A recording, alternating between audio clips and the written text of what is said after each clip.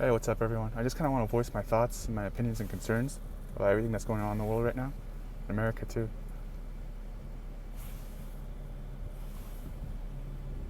We're currently living in unprecedented times, aren't we?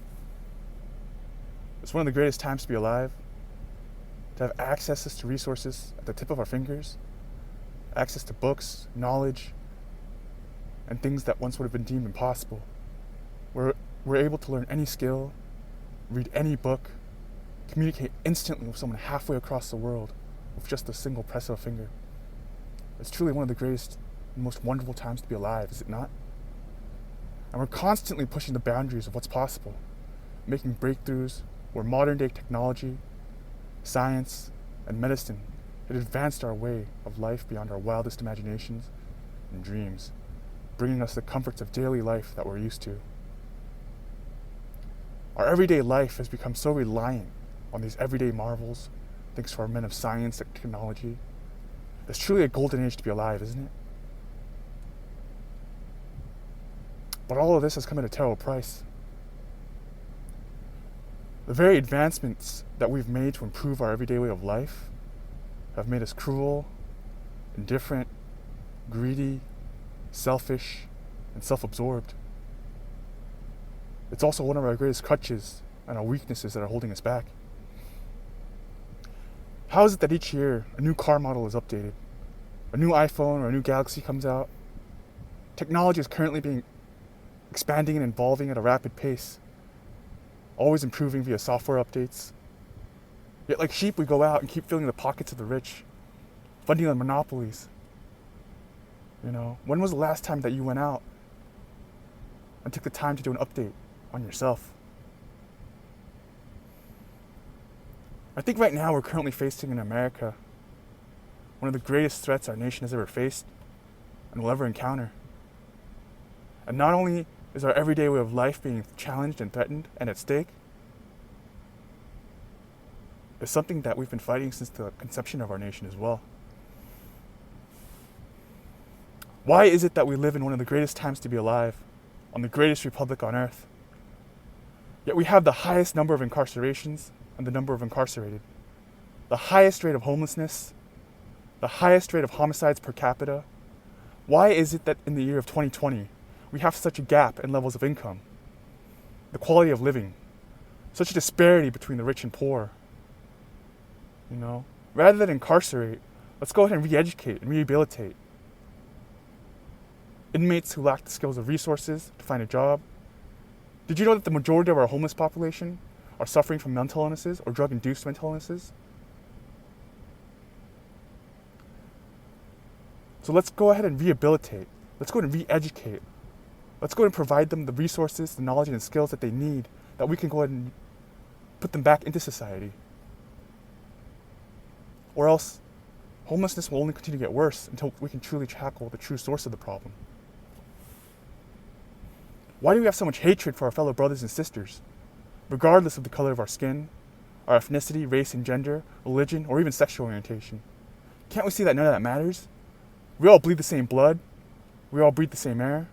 We all feel the same emotions. We feel pain. We feel anger. We feel hatred, envy, love, and happiness. At the end of the day, we're all human beings, aren't we? So let's go and treat each other with the same amount of respect and dignity that we ourselves would want to be treated with. When I first heard about what happened with George Floyd, my heart broke.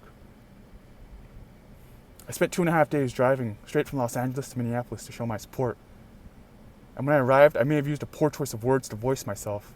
And it seems the original message, or the original meaning behind the message that I wanted to give, was misinterpreted, twisted. And I want to set things straight. The police and law enforcement are here to protect and serve their local communities. And the amount of funding they receive is equivalent to the amount of the threat that they face.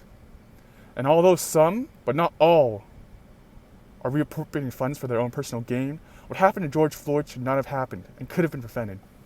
And I'd like to go and ask a question to those of whom were there that day, taking pictures and videos, posting them on your social media feeds and blogs, taking videos. Some of you voiced your concerns and were vocal. However, did any of you take action? Even while facing repercussions, could anyone in that crowd have done more Could anyone in that crowd have spoken up and taken action? And then maybe George Floyd would still be alive today.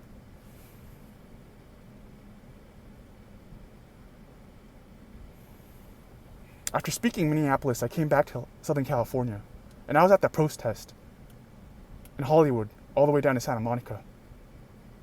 But when the protest had arrived at the police station and the chanting had changed to "fuck the police," "defund the police," I felt a taut knot in my stomach as if I was going to throw up. I had to leave.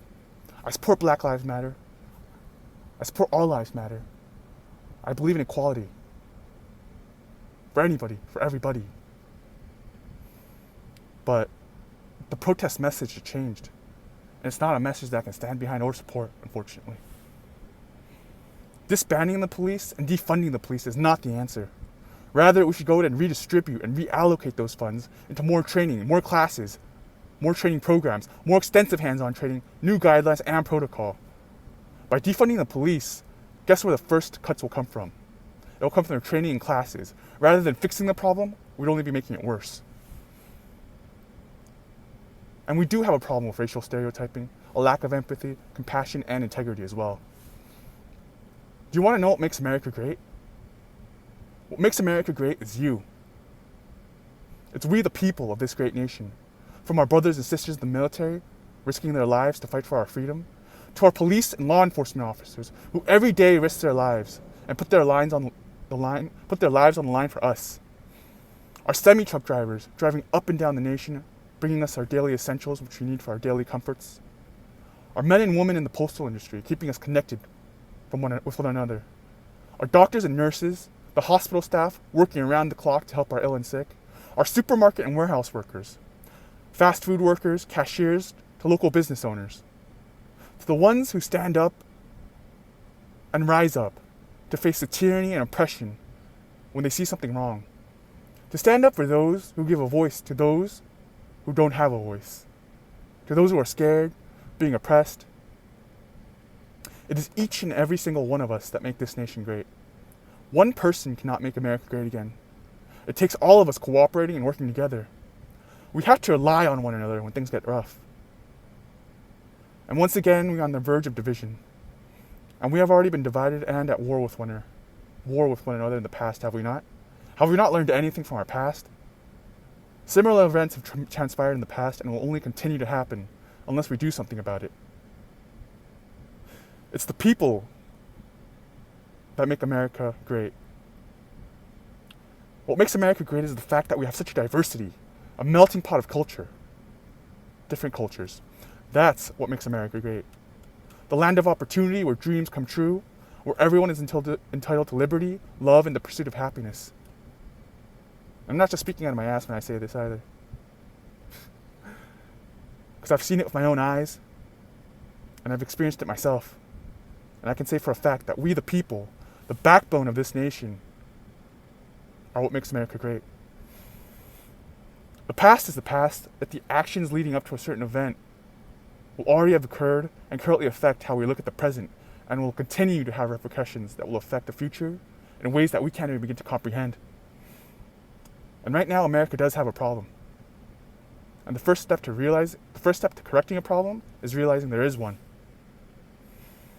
Why is it that the rich keep getting richer while the poor keep getting poorer? Why is it the rich are barely taxed while the poor and middle class are taxed more aggressively? Things like private schools shouldn't exist. Not in America. Rather, we should be investing more into public education, more teachers, smaller classrooms, more hands-on training, new curriculums. Because the younger generation is our future. And we must ensure that they are prepared for the task of taking over the reins of this nation, unlike what our current generation has done for us.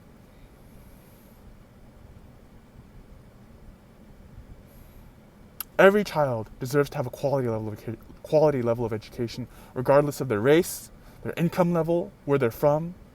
And not only that, but let's make colleges more affordable. Let's change up the curriculums. Let's stop producing sheep, And enough with backroom deals.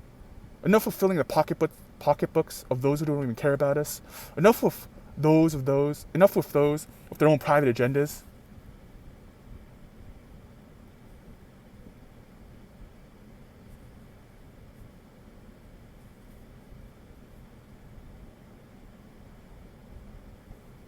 The officials that we've elected into our office were elected by the people, for the people, were they not? To act as an extension of the people's voice to our leaders. Let's stop relying on other nations for imports and rather bring jobs back to America. We have more than enough land to do so, more than enough Americans whom are also willing to look for work and work. Let's start producing our own domestic goods and stop relying on others. Let's start seeing more products made in the USA, you know? Let's urge all of our American businessmen and women, the leaders of our great conglomerates, let's ask them to stop outsourcing jobs, but rather to hire here at home. The time and money that's going to be spent will be tedious, but wouldn't it be worth it to bring more jobs back to America? To have the great innovations of American ingenuity, say, made in the USA? And a message to Mr. Trump as well. Mr. Donald Trump, you promised to make America great again. And you yourself inherited a host of issues along with your presidency. I personally don't agree with the majority of your actions, nor can I support them. I neither like you nor acknowledge you. However, I do respect you, for you to have reached the position where you are today. And to the rest of our nation and its people as well. Our president may not be perfect. And to the rest of the world, with all eyes on America right now, with the pandemic and everything else going on in the world, what must other nations be thinking if they see the way that we talk about our president and criticize him behind his back? Regardless of the fact, Mr. Trump is currently our president. And rather than, we should support him rather than criticize him. And if we want anyone to blame, let's be honest with ourselves. It's the majority of Americans that have elected him. So if you want anyone to blame yourselves. It's not only our rights of the citizens, but it's also our duty to call out our leaders in office when there's a problem, when we see one. After all, are we not the freeborn sons and daughters of this great nation and republic? Do we not have a right to voice our own opinions and concerns? Sometimes we have to follow the rules, but sometimes we also have to be a part of the process of generating new rules when necessary, when we see the old ones are flawed or not working.